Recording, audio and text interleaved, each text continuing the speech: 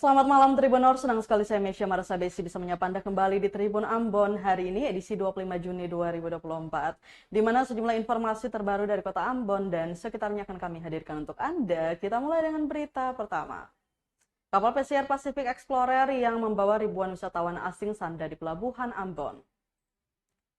Kapal pesiar Pacific Explorer yang membawa ribuan wisatawan asing sandar di Pelabuhan Yosudarso Ambon Selasa 25 Juni 2024. Kedatangan kapal pesiar bersama ribuan wisatawan asing ini tentu saja memberikan dampak positif yang besar bagi sektor pariwisata dan ekonomi daerah. Kapal pesiar megah ini membawa ribuan wisatawan dari berbagai negara tiba di Pelabuhan Yosudarso Ambon pagi ini.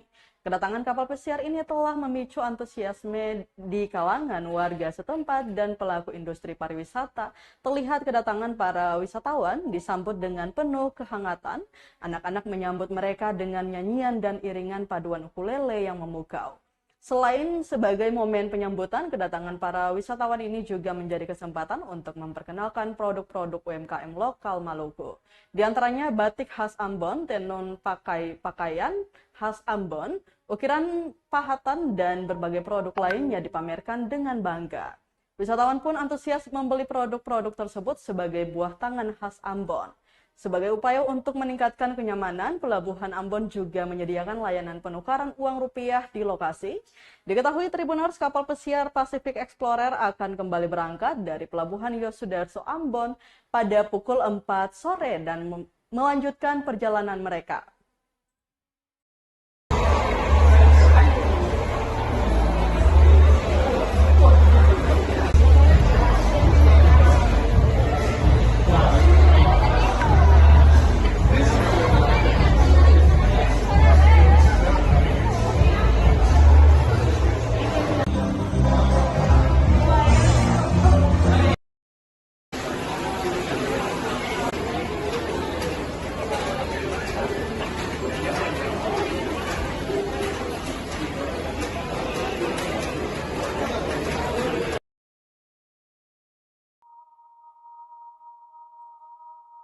Tribuners, kedatangan kapal pesiar Pacific Explorer di Ambon, Sabirin sebut ini jadi langkah baik pertumbuhan ekonomi. Kapal pesiar Pacific Explorer yang membawa ribuan wisatawan mancanegara asal Australia tiba di Pelabuhan Yosudarso Ambon Selasa 25 Juni 2024 pagi. Kedatangan kapal ini disambut hangat oleh pelaksana harian atau PLH Sekretaris Daerah Maluku, Suryadi Sabirin. Kepada rekan media, Suryadi mengaku senang atas kunjungan wisatawan asing ini. Menurutnya, kunjungan itu dapat mendorong pertumbuhan ekonomi lokal. Dia pun memastikan pemerintah daerah siap melayani dan bekerja sama dengan agen serta stakeholder untuk mendorong pertumbuhan pariwisata di Maluku. Acara penyambutan ini juga dihadiri oleh tour operator PT Sandi D5, Helen Sarita D5, pimpinan organisasi perangkat daerah atau OPD terkait lingkup pemerintah Provinsi Maluku, lembaga vertikal, dan berbagai stakeholder terkait lainnya. Diketahui kapal pesiar Pacific Explorer akan kembali berangkat dari Pelabuhan Yosudarso pada pukul 4 sore dan melanjutkan perjalanan mereka.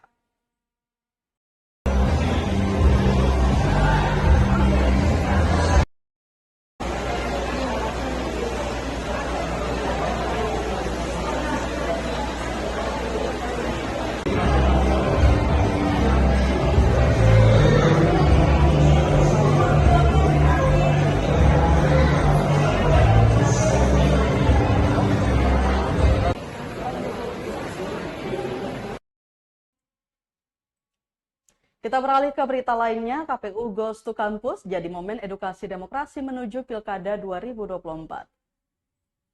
Komisi Pemilihan Umum atau KPU Provinsi Maluku berkolaborasi dengan Universitas Patimura Ambon untuk menggelar KPU Goes to Campus Selasa 25 Juni 2024.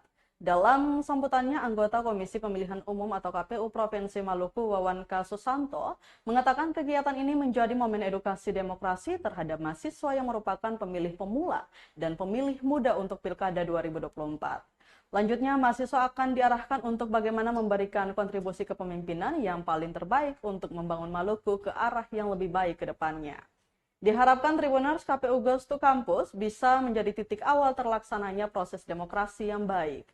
Adapun KPU Goes to Campus ini bertemakan perguruan tinggi dan pembangunan kualitas demokrasi dengan menghadirkan sejumlah pemateri yang sangat berkompeten pada bidangnya masing-masing. Di antaranya Koordinator Nasional JPPR Nurlia Dian Paramita, Wakil Rektor 4 Universitas Patimura Ambon Ruslan HS Tawari, Dekan Fakultas Hukum Universitas Patimura Ambon Hendrik Salmon, Dosen Ilmu Pemerintahan FISIP Universitas Patimura Ambon Muhammad J. Latukonsina, dan anggota KPU Maluku Wawan K. Susanto. Saprudin lain yang merupakan dosen Ilmu Pemerintahan FISIP Universitas Patimura Ambon juga anggota KPU Provinsi Maluku menjadi moderator dalam diskusi tersebut. Di KPU sekarang itu tentu tidak, bahwa penyelenggara itu ya ada beberapa unsur dari pemerintah pemilu. Kenapa dianggap sebagai sebuah proses yang sangat demokratis? Karena melibatkan banyak partai politik yang terlibat dalam proses demokrasi tersebut. Lalu kita uraikan lagi bahwa dalam perjalanan tujuannya narasi-narasi berdasarkan fakta keberadaan kita semua. Karakter yang kelima adalah jiwa ini adalah solidaritas, kebersamaan, kolaborasi, empati terhadap sesama, terhadap kepentingan negara. Yang kita lakukan evaluasi peningkatan partisipasi pemilunya. Maka hari ini kita KPU hanya angka partisipasi, presentasi dari partisipasi pemilu dari waktu ke waktu atau dari pemilu, bahwa pemilu yang sangat demokratis itu dimulai di tahun 1955 diselenggarakan oleh pemerintah. Penyelenggara pemilunya seperti KPU sekarang itu tentu tidak, bahwa penyelenggara itu ya ada beberapa unsur dari pemerintah pemilu. Kenapa dianggap sebagai sebuah proses yang sangat demokratis? Karena melibatkan banyak partai politik yang terlibat dalam proses demokrasi tersebut. Lalu kita uraikan lagi bahwa dalam perjalanan tujuannya narasi-narasi berdasarkan fakta keberadaan kita semua. Karakter yang kelima adalah jiwa ini adalah solidaritas. Maka hari ini kita KPU hanya angka partisipasi, presentasi.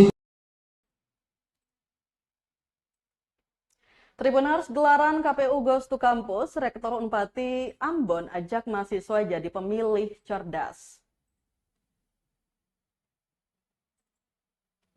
Rektor Universitas Patimura Ambon Freddy Lewa KBC mengajak mahasiswanya untuk menjadi pemilih cerdas saat Pilkada 2024.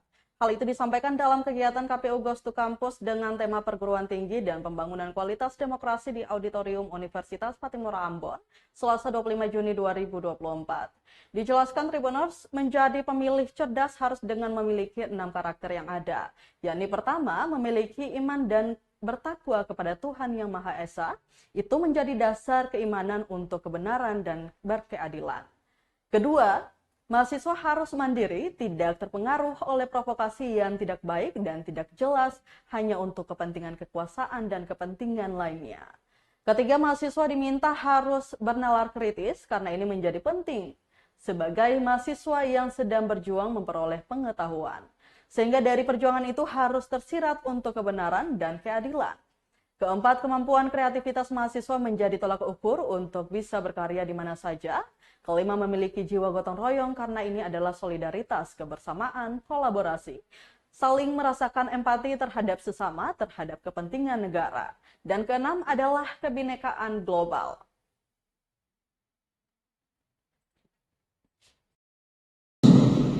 Berdasarkan fakta keberadaan kita semua.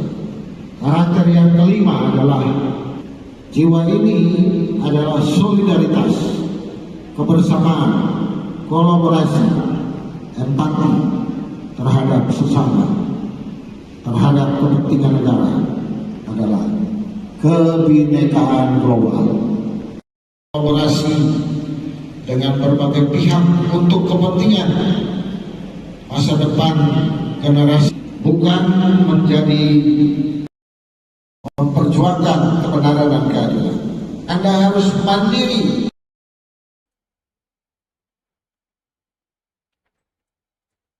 Update harga bumbu dapur di Pasar Langgur, Maluku, cabai Rp80.000 per kilo. Masyarakat Maluku Tenggara akhirnya bisa sedikit bernafas lega setelah beberapa pekan harga cabai sentuh Rp150.000 per kilo. Kini turun menjadi Rp80.000 per kilo. Sementara cabai keriting masih sama dijual Rp50.000 per kilo, sedangkan bawang merah dan bawang putih masih tetap sama Rp60.000 per kilo. Sementara harga tomat jenis apel dijual dengan Rp40.000 per kilo, sebelumnya Rp60.000 per kilo. Miasih Tarop, salah satu penjual di Pasar Langgur, mengatakan stoknya melimpah jadi harganya memang turun. Menurutnya biasanya menunggu kapal, namun berhubung memasuki masa panen, jadi penjual lebih mengutamakan cabai milik petani lokal terlebih dahulu.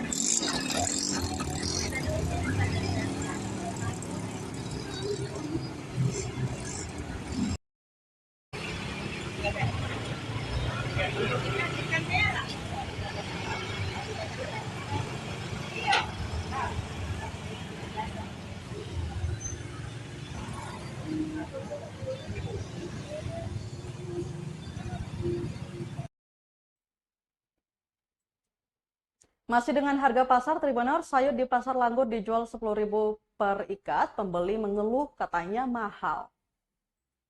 Sudah beberapa hari ini, harga sayur mayur di Pasar Langgur, Kabupaten Maluku Tenggara dijual seragam, yakni Rp10.000.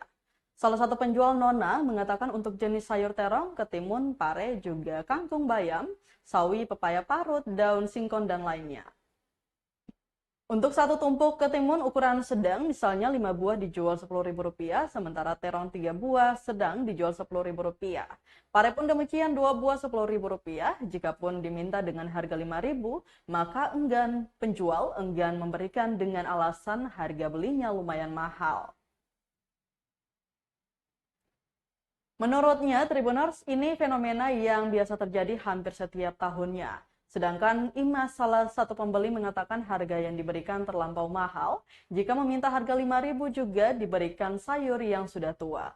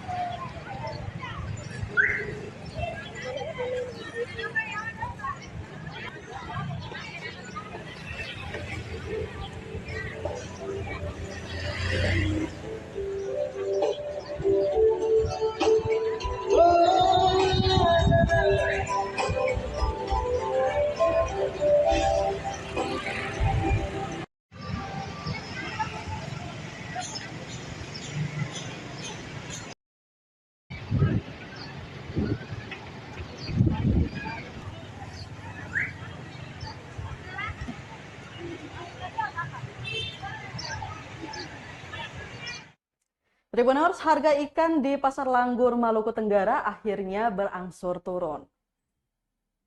Harga ikan di Pasar Langgur, Kabupaten Maluku Tenggara Malra berangsur turun. Pantauan tribunambon.com Selasa 25 Juni 2024, turunnya harga ikan disebabkan pasokan ikan yang mulai banyak dan variatif. Penjual ikan Mama Vina mengatakan untuk ikan jenis komu 1 ember dibanderol Rp400.000, beberapa hari lalu capai Rp750.000 per ember. Sementara lanjutnya untuk jenis ikan lain seperti ikan terbang 6 ekor dijual Rp20.000, kawalinya 12 ekor sedang Rp100.000, 8 ekor Rp50.000, samandar atau baronan 8 ekor dijual Rp50.000. Wanted, salah satu pembeli, mengaku bisa bernafas lega dengan turunnya harga ikan. Pasalnya beberapa hari lalu harga jual terlampau tinggi, sehingga kesulitan memenuhi kebutuhan gizi keluarga.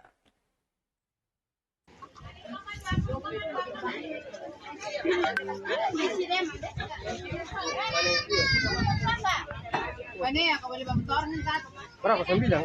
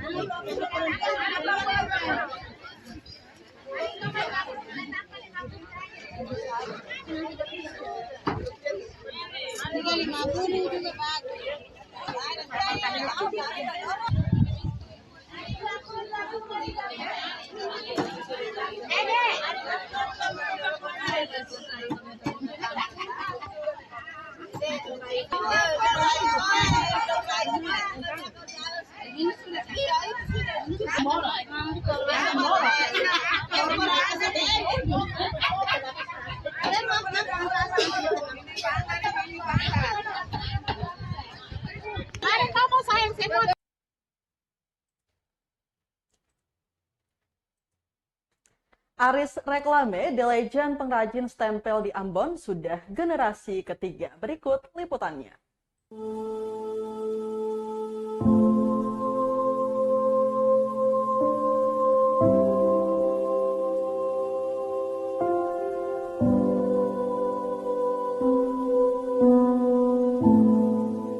Jika cap jempol hingga tanda tangan menjadi alat pengesahan paling tua, maka stempel satu tingkat di bawah itu.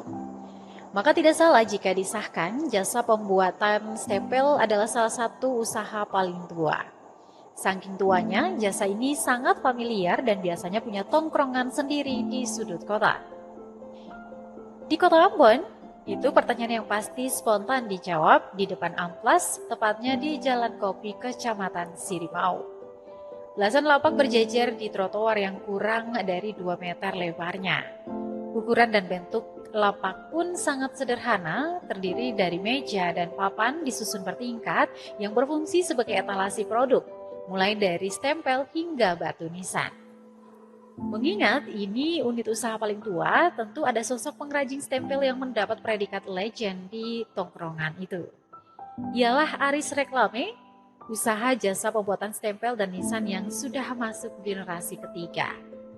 Aris Reklame dirintis sejak tahun 1980-an oleh Leo Tupu yang kini sudah memasuki usia senja. Pria yang hangat disapa Om Leo kini melanjutkan usaha stempel di Namrole, Kabupaten Buru Selatan. Sementara Aris Reklame diwariskan ke anaknya Milian Tupu atau akrab disapa Bos Fian. Keahlian pembuatan stempel dan batu nisan juga diturunkan hingga ke cucu-cucunya. Salah satunya Muhammad Nabil Tupu yang baru lulus dari bangku sekolah. Kenapa Aris Reklame ini dong bilang akun legend? Karena katong ini semua masuk 3 generasi. Awal mula kenapa bisa dibuat stempel ini, usaha ini, itu mulai dari Beta Puntete. Beta Puntete pertama buka itu tahun 1980-an di Amplas. Cuman karena beberapa kejadian tuh, beliau pindah di sini, Lorong Kopi. Lorong Kopi itu sekitar mungkin masuk tahun 90-an lah. Itu orang-orang banyak tahu. Atau nama Bapak Leo. Dong biasa panggil juga Om Leo. Oke. Jadi kenapa pada tahun-tahun itu beta pun bapak kan masih masuk usia remaja nih. Jadi beta bapak juga mulai turun main-main di lorong sini. Karena beta tete pikir daripada nganggur-nganggur begitu, mending sekalian beta tete ajar-ajar kerja. Beta apa juga semua usia remaja tuh mulai bisa kerja. Mungkin sekitar usia 18 tahun kayak beta sekarang nih, itu bisa mulai ukir cap-cap ini, cap manual, cap kayu. Cuman karena beberapa kejadian juga dengan beta tete, akhirnya beta tete memutuskan untuk pindah ke Namrole, biar beta bapak di sini stay jaga anto pengusaha di sini, ADS Reklame. Lalu untuk beberapa waktu lagi, beta juga mulai turun main-main sini. Mungkin ini kejadian yang sama kayak beta bapak dulu turun kerja di sana, beta main-main di sini, lihat-lihat beta bapak kerja, beta mulai penasaran, itu cara kerjanya bagaimana, itu cara buatnya bagaimana. Akhirnya beta memutuskan untuk coba-coba lah. Jadi beta mulai coba itu dari kelas 1 SMA. Dari kelas 1 SMA beta mulai coba buat, dan memang beta bisa bikin. Langsung beta juga mulai dulu bantu papa sampai sekarang nih beta mulai bisa kerja.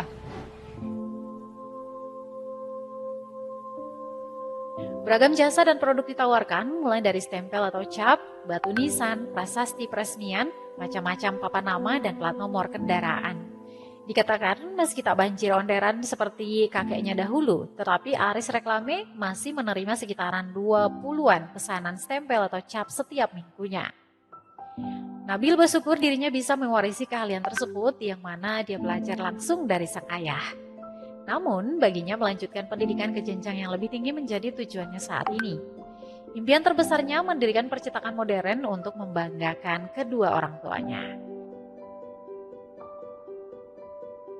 Salah seorang pengrajin stempel lainnya yang akrab disapa Abang Oleng mengatakan, dia dan rekan sebayanya Vian Tupu sama-sama melanjutkan usaha orang tua mereka.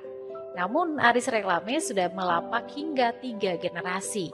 Menurutnya, sosok Om Leo dikenal baik dan welcome dengan siapa saja, termasuk akrab dengan sesama pengrajin. Kalau kita masuk di lorong sini kurang lebih itu tahun 98. Iya, tuh kita masuk sini itu Om Leo dong sudah ada. Tompung senior kah? Tompung bapak-bapak lah di sini. Begitu. Om Leo di bed terbaik.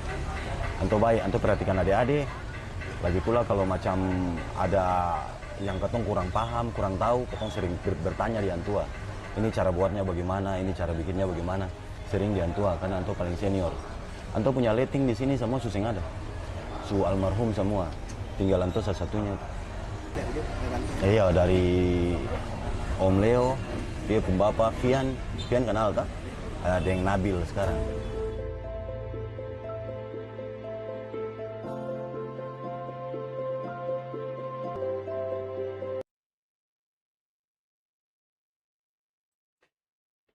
Baik Tribuners, berita tadi sekaligus menutup rangkaian kebersamaan kita di Tribun Ambon hari ini edisi 25 Juni 2024. Mewakili seluruh kru yang bertugas, saya Mesya Marsa Besi pamit undur diri. Selamat malam dan sampai jumpa. Amato. Download Tribun X sekarang. Menghadirkan lokal menjadi